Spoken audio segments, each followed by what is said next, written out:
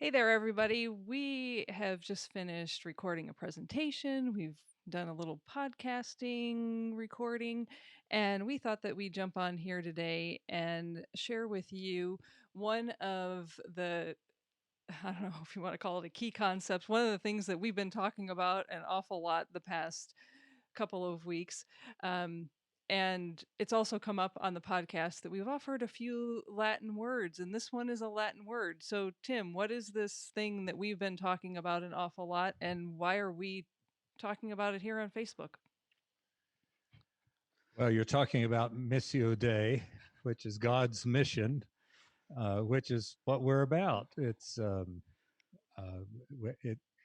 I think the thing that really strikes me that we want people to know is that how often do we sit in our churches or in organizations and we talk about what's the mission, and we try to work on developing a mission. And as followers of Jesus, it's God's mission.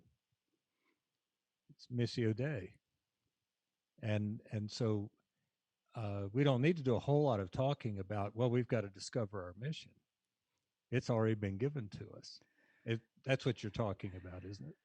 Yeah, and as we've been talking about it and reminding people, and as I've been reminded as we've been sharing this with folks, that God's the one that's already moving. God's already in action. And so, what would happen if you just stopped and looked around and started paying attention to where God was already moving and what God was already doing in your midst?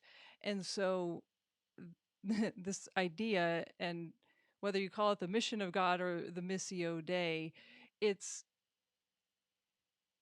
a reminder that God is constantly sending us and sending us out. That it's, we may gather on Sunday for worship, and the church has a beautiful place in our life.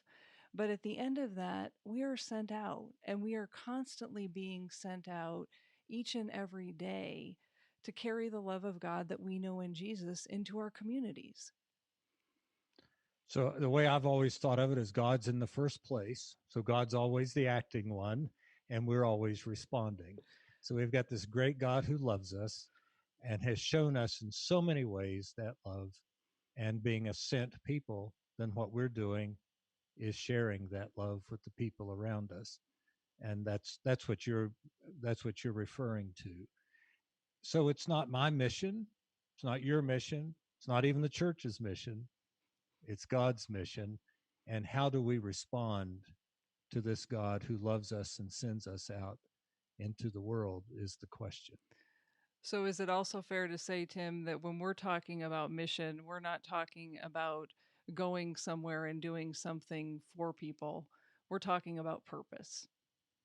We are talking about purpose. And if you do just a little study in the scripture, that God's the sending God, if you look at the one we talk about most in Matthew, it says, as you go, therefore go.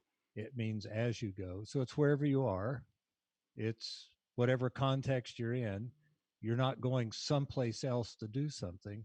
You just are who God created you to be right where you are at the moment. That's what we're talking about. Yeah. And as I like to say it, it's as you go, so wherever you live, wherever you work, and wherever you play. You don't leave the mission behind. It's always with you.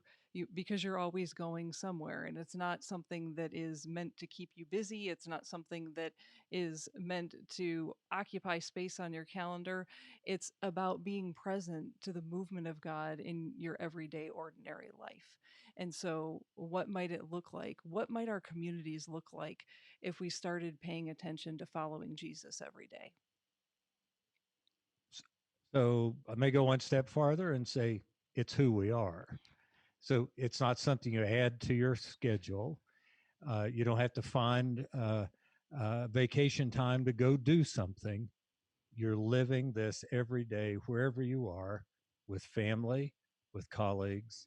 Um, if you're a coach, you're doing it with the kids you're coaching. If you're at the grocery store, how cool would it be that you just you're the presence of God's love with the clerk. I mean, that's what we're talking about. It's wherever you are. And the church should be a place that's a sending place so that you get to come and you get to share the stories about, hey, guess where God showed up that I was able to see God this week, instead of trying to say, well, now we got to go out and find God again. I mean, that's real. I'm going down the wrong path, Sarah.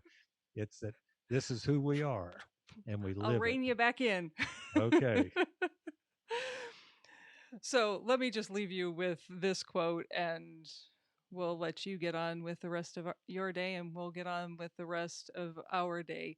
Part of why we named the website that we post everything that we do to is Transforming Mission, is because that is the title of a book by David Bosch, where he outlined essentially the theology of mission, and it is a huge, dense volume. It's a beautiful book. I would recommend it to anyone who wanted to read it, but it's also a heavy and deep book. And part of what he writes in this book is to participate in mission is to participate in the movement of God's love towards people. And this is the part that I love about this quote. Since God is a fountain of sending love. Since God is a fountain of sending love. So maybe what I'll leave you with is what might happen just in the next 24 hours if you got caught up in that fountain of sending love, and that you might share that love with the people that you encounter in your everyday, ordinary life. That's what it means to be caught up in God's mission. That's what it means to be the people of God who are sent every day and living into the Missio Day. So you're in the mission field right now. So go, because we're going. So bye for now.